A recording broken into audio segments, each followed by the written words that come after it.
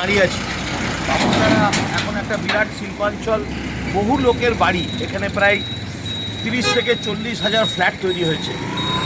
3 থেকে 4 লক্ষ লোক এই অঞ্চলে থাকে। এখানে আজ থেকে 10 বছর আগে আমাদের টিএমসি সরকারের জেলা পরিষদের নেতৃত্বে এই বিল্ডিং তৈরি হয়। এই কমার্শিয়াল বিল্ডিং আপনারা দেখতে পাচ্ছেন। আজ 10 বছর ধরে এই বিল্ডিং এই পরিস্থিতি হয়ে পড়ে আছে, কেউ দেখার লোক নেই। দিদি আমাদের মাননীয় মুখ্যমন্ত্রী এবং তার সাকরেতরা খেলা মেলা উৎসবে ব্যস্ত। এই ধরনের একটা কমপ্লেক্স যদি চালু করা যায়, কমার্শিয়াল কমপ্লেক্স, এখানকার বহু বেকার যুবক যুবতীর চাকরি হবে, কর্মসংস্থান হবে। সেদিকে সরকারের মন নেই। সরকারের মন এখন লোককে দেখানো, খেলা মেলাতে ব্যস্ত।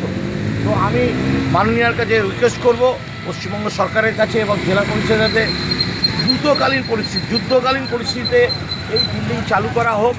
বিল্ডিংগুলো যেভাবে দেওয়া সরকারি নিয়ম সেভাবে দেওয়া হোক এবং কিছু ব্যবসায়ীরা এখানে ব্যবসা করতে পারে, কিছু লোকের এখানে কর্মস্থান হয়, এই আবেদন রইল। Amitabh Banerjee, good governance cell, Bharatiya Janata party. নমস্কার।